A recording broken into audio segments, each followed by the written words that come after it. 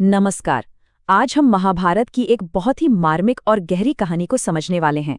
ये कहानी है पांडवों की अंतिम यात्रा की। एक ऐसी यात्रा जो सिर्फ एक सफर नहीं था, बल्कि उनके पूरे जीवन का सार और उनके धर्म की सबसे बड़ी परीक्षा थी। तो सवाल यही है, और ये बहुत बड़ा सवाल है। 5 पांडव और द्रौपदी सबने साथ में यात्रा शुरू की, लेकिन स्वर्ग के दरवाजे तक अपने शरीर के साथ सिर्फ युधिष्ठिर ही पहुंच पाए। बाकी सब रास्ते में ही एक-एक करके गिर गए। ऐसा क्यों हुआ? क्या वजह थी? चलिए इस पूरे रहस्य को जरा और गहराई से समझते हैं। तो ये यात्रा शुरू कैसे हुई? देखिए, ये कोई अचानक लिया गया फैसला नहीं था। इसके पीछे एक पूरे युग के खत्म होने के संकेत छिपे हुए थे। महाभारत का युद्ध जीतने के बाद पांडवों ने पूरे 36 साल हस्तिनापुर पर राज किया। सब कुछ ठीक चल रहा था, लेकिन 36वें साल में गांधारी के श्राप की वजह से पूरा का पूरा यदुवंश आपस में लड़कर खत्म हो गया और भगवान कृष्ण ने भी अपनी देह त्याग दी। जैसे ही ये खबर पांडवों तक पहुंची, वो समझ गए अब इस धरती पर उनका काम, उनका समय पूरा हो चुका है। और बस उसी पल उन्होंने सब कुछ त्यागने का फैसला कर लिया। उन्होंने तय किया कि अब वो अपनी अंतिम तीर्थयात्रा पर निकलेंगे, जिसे महाप्रस्थान कहा जाता है। युधिष्ठिर ने अपनी सारी जिम्मेदारियां पूरी की। राज्य का कामकाज युयुत्सु को सौंपा और अपने पोते यानी अभिमन्यु के बेटे परीक्षित को हस्तिनापुर का राजा बना दिया। फिर सारे राजसी कपड़े उतारकर सबने साधारण वल्कल वस्त्र पहने और हिमालय की ओर पैदल ही चल पड़े। और यही एक बड़ी अजीब बात हुई। जैसे ही वो शहर के गेट से बाहर निकले, एक कुत्ता चुपचाप उनके पीछे पीछे चलने लगा, मानो वो भी इस यात्रा का एक हिस्सा हो। रास्ते में उनकी पहली बड़ी परीक्षा हुई मोह को छोड़ने की। लाल सागर के पास अचानक अग्निदेव प्रकट हुए। उन्होंने अर्जुन से कहा, अर्जुन, जिस गांडीव धनुष पर तुम्हें इतना मान है, अब उसे त्यागने का समय आ गया है। सोचिए, अर्जुन के लिए कितना मुश्किल रहा होगा, लेकिन भारी मन से उन्हें अपना सबसे कीमती शस्त्र छोड़ना पड़ा। ये एक साफ संकेत था कि अब सांसारिक चीजों से कोई लगाव नहीं रखना है। और यहां से यात्रा और भी मुश्किल होती चली गई। ये सफर एक तरह का ग्रेट फिल्टर बन गया, जहां एक-एक करके हर किसी की कोई न कोई छिपी हुई कमजोरी सामने आई, और वही उनके गिरने की वजह बनी। उस मुश्किल रास्ते पर चलते चलते सबसे पहले द्रौपदी लड़खड़ाकर गिर पड़ी। उनकी यात्रा वहीं खत्म हो गई। भीम ने हैरान होकर पूछा, द्रौपदी ने तो कभी कोई पाप नहीं किया, फिर वो क्यों गिरी? तब युधिष्ठिर ने जवाब दिया, उनका दोष था पक्षपात।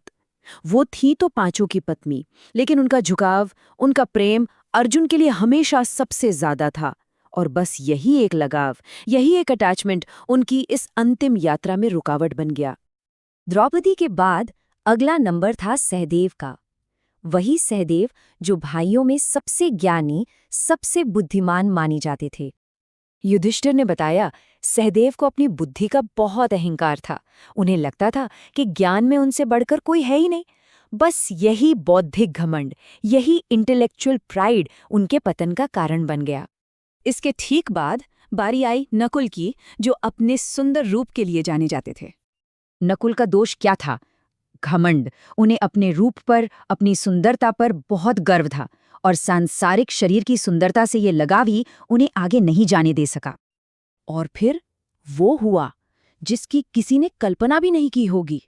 महान योद्धा, अपराजय अर्जुन, वो भी लड़खड़ाकर गिर पड़े। अर्जुन को अपनी वीरता पर, अपने कौशल पर बहुत अभिमान था।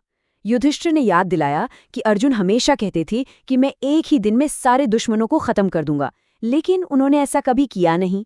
अपने पराक्रम का यही अहंकार उनकी हार की वजह बन गया। और आखिर में जब मंजिल बहुत करीब लग रही थी, तब महाबली भीम भी गिर पड़े। अब युधिष्ठिर उस कुत्ते के साथ बिल्कुल अकेले रह गए थे। गिरते हुए भीम ने पूछा, मेरी क्या गलती थी? युधिष्ठिर ने समझाया, तुम्हारा दोष था तुम्हारा पेटूपन और अपनी ताकत का घमंड। तुम खाते भी बहुत थे और दूसरों की परवाह किए बिना अपनी शक्ति का दिखावा करते थे, और इसी के साथ भीम का सफर भी खत्म हो गया। तो ये थी पूरी लिस्ट। द्रौपदी का एक तरफा लगाव, सहदेव का ज्ञान का अहंकार, नकुल का रूप का घमंड, अर्जुन का अपने कौशल पर अभिमान, और भीम का पेटूपन और अपनी ताकत का दिखावा। मतलब हर किसी के अंदर एक छोटी सी मानवीय कमजोरी थी जो इस अंतिम परीक्षा में उनके गिरने की वजह बन गई। सिर्फ युधिष्ठिर ही थे जो इन सब चीजों से ऊपर उठ चुके थे। अब अकेले युधिष्ठिर उस वफादार कुत्ते के साथ आखिरकार स्वर्ग के दरवाजे पर पहुंच गए। लेकिन उनकी परीक्षाएं अभी खत्म नहीं हुई थीं। सच तो ये है कि सबसे बड़ी परीक्षा तो अब होनी थी। देवराज इंद्र खुद उन्हें लेने आए, लेकिन उन्होंने शर्त रख दी कि कुत्ता अंदर नहीं आ सकता। युधिष्ठिर ने साफ मना कर दिया, कहा जिसने अंत तक मेरा साथ दिया उसे मैं अकेले नहीं छोड़ सकता, इसके बिना मुझे स्वर्ग नहीं चाहिए। इसके बाद उन्हें एक भ्रम दिखाया गया जहां उनके भाई और द्रौपदी नर्क जैसी जगह में कष्ट भोग रहे थे। युधिष्ठिर ने एक पल भी नहीं सोचा और कहा, अगर मेरे अपने यहाँ हैं तो मैं भी यहीं रहूंगा, मुझे इनके बिना स्वर्ग का सुख नहीं चाहिए। ये थी धर्म और निष्ठा की सबसे बड़ी परीक्षा।